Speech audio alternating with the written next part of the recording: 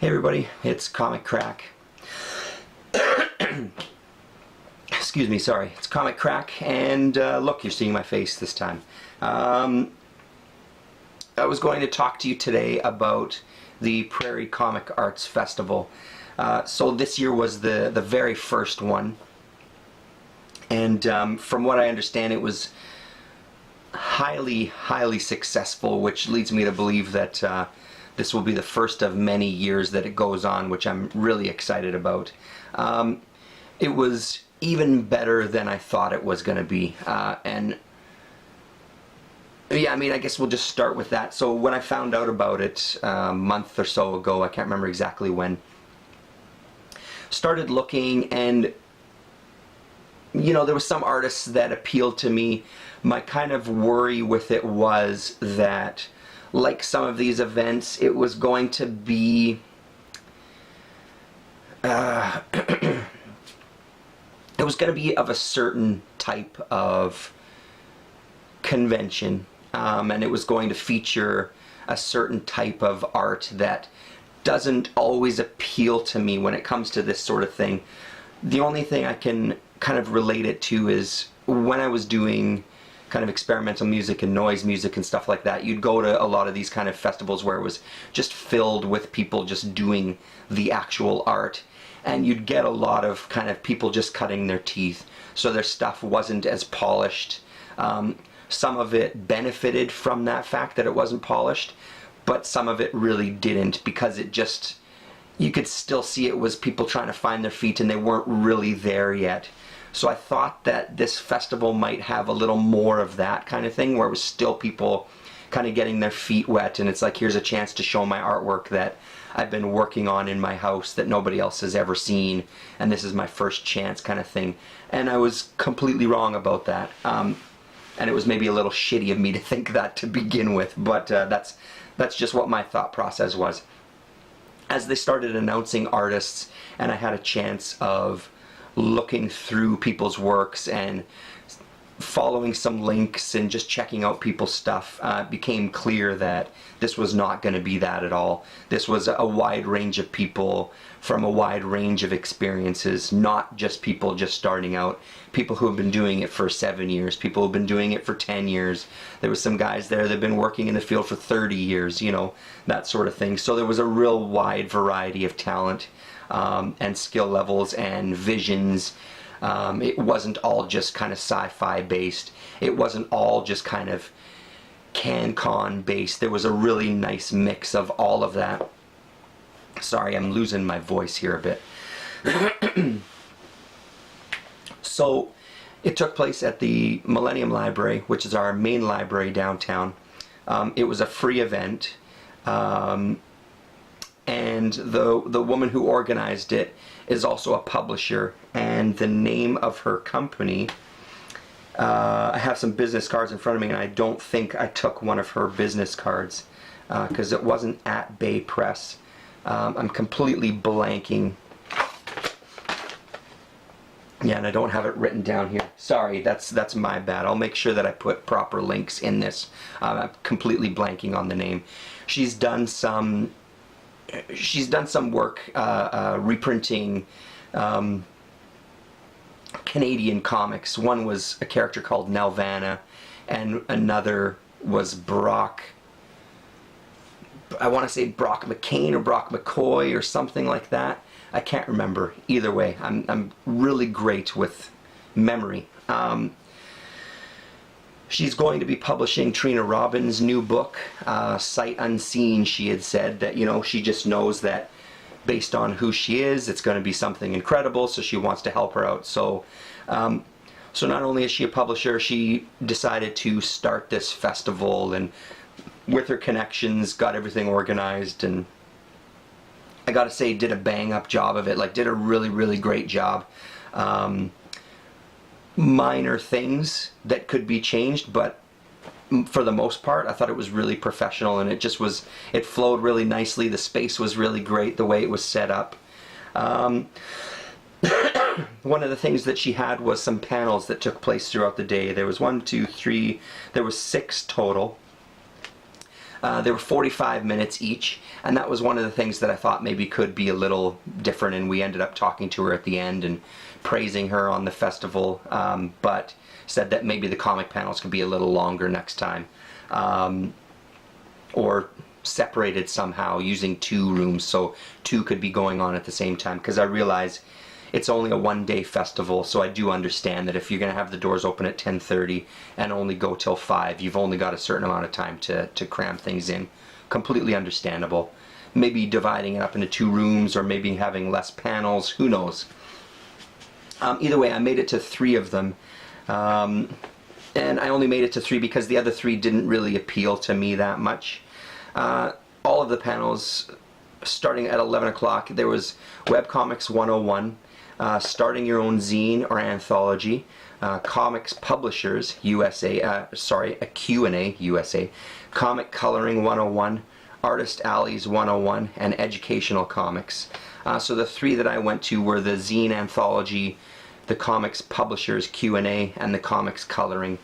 I was really excited about the Comics Coloring one, just to kind of get the history of what has gone on in Winnipeg, and just to hear people talk about comics coloring. I didn't really know if it was going to be more practical based, like these are the programs, these are the categories. They didn't really do that. It was no sort of introduction like that. It was really right into it, which I thought it was great. It was more about how to use color, and when you're looking at a page, certain things you're looking for, and it was fantastic, really fantastic. But to start at the beginning, the first one I sat in on was the Starting Your Own Zine and Anthology.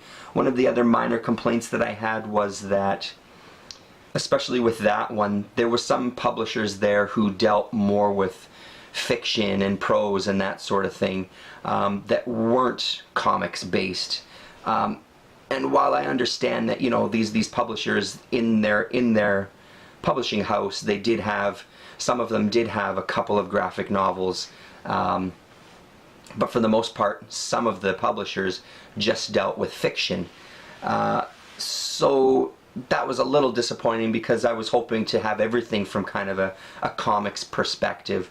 But I guess a zine and anthology, all the basic information they were kind of imparting to us, just kind of went across the board as far as like finding how you're going to print the products, how you're going to distribute it, that sort of thing.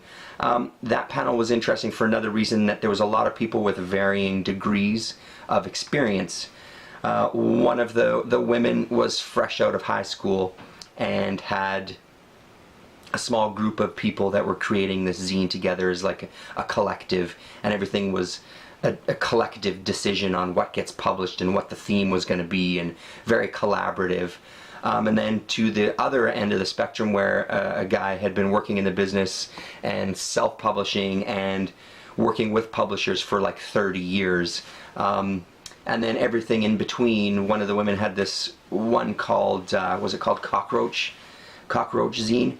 She was kind of on that cusp of like, I'm starting to do more contracts, I've created my own business, I'm really looking at this now as a business, and I'm editing, and we're doing all this other things, and it's really, she's taking that step from it being a passion project into, hey, this might actually be something I can do a little more professionally, and maybe make a career out of this, as becoming a publisher, is what I assumed from what she was saying. So it was kind of interesting just to see people excited about it, as far as like, here's what it's like when you're first starting out. You just have some friends and you really want to have a voice and you want to create something on paper. Why did we go paper instead of going digitally? We love the fact of having something you could hold, and blah blah blah. So it was all that kind of thing, which was a good introduction to the whole festival in general. The next one was the Comic Publishers Q&A, and at first it seemed a little, my experience in working in movies, when you deal with some producers and things, how analytical in business they are, and how kind of they can be blunt and straight ahead in some of their talking. It can be a little surprising sometimes, and it was surprising in this panel at the beginning at first too. It kind of put me off a little bit, the way that things were being talked to us about, like, here, this is what this is going to be, if you want to do this, da da da da da.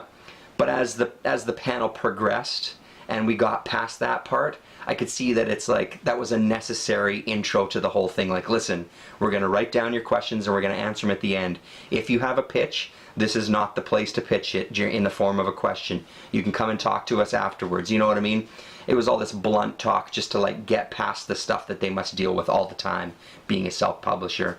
They probably have people coming up to them with ideas every 20 minutes, especially at a convention. It's probably every 35 seconds, right? So, and it was just neat to hear about how they look for work, what they expect in pitches, how they deal with some of the funding. In Canada, there's a lot of funding for the arts, more so now that we've had a change in government from conservatives to liberals. They're starting to see some more money. And one thing that I found was really interesting, the woman who organized the show, 2 of her books, as I said, were reprinting old comic artists' work. Because it was a reprint, it wasn't eligible. She wasn't eligible to get any funding for it. She had to go other ways, and she does Kickstarter as well as other forms of funding. So it was neat to hear that side of it too. You know, obviously to get Canadian funding, you have to have a certain percentage of your published work has to be Canadian content. It has to be original content. It can't just be reprinting stuff. So all that was, I found very fascinating. In the back of my head sometimes, I feel like I'd be interested in that side of the business. Going down those avenues and helping people get published and do that sort of thing. So I really enjoyed it. I liked that one quite a bit. It was one, again, it was one of the ones that I just wish it was a little longer. 45 minutes, it was done. After 45 minutes, you start getting into the flow of the conversation, and there was a lot of questions she didn't get to answer, and you know, that sort of thing. So, yeah, it was cool. Then when I rushed out to make sure my car was still good and plug some more money in a meter, I came back just in time for the Comic Coloring 101, and that was, as you can imagine, it was really great. Again, I mean, I know about Digital Chameleon. Digital Chameleon was a place that was, it's based in Winnipeg, and they were doing a lot of work for Marvel and DC, for the big publishers as well as all the publishers. And a couple of people that I know, one of the guys that was with me today, he used to work at Digital Chameleon. A woman who I work with in film, she used to work at Digital Chameleon for a short time. And they had a huge impact, and apparently they say right at the beginning, it's like, we were the first in North America that were digitally coloring professionally done comics. So we were kind of at the forefront of that, and don't let anybody tell you different. Don't let Top Cow tell you that they were first. We were first, you know what I mean? This sort of thing. So it was pretty cool, and just to hear what it was like at the time, that transition to digital. Yeah, and again, I mean, it's the same thing for me, just getting that little tidbit of, here's some Canadian content, not only Canadian content, here's some local Winnipeg content as far as what we gave from Winnipeg. So I found it really fascinating. One of the guys that was on the panel was a guy named Scott Ford, and he was the odd man out, as in he's only been doing comics for 7 years. He colors all his own stuff, he writes all his own stuff, he draws all his own stuff. He's the sole creator of his own material. So it was interesting to get his perspective too when he kind of gave his little bit of a presentation. He was saying that it basically doing, it's by no stretch a epiphany or anything, but because he does his own stuff, the project that he's working on right now, he's basing the whole project on color, so there's going to be a specific color shift within the book. But because he does his own stuff, because he's not under a timeline, he can afford to kind of think about things in color. And all the other colorists on the panel, when he started showing his stuff, they were like, oh my god, you're just hitting it out of the park for us. All of us want your job, because for them it's obvious. It goes to the writers, goes to the pencilers, goes to the inkers, goes to the letterers, and then finally it comes to the colorists. And by that time, a lot of the times everybody else has missed their deadline. So the colorist's deadline is like 2 days, and they've got to color a whole book.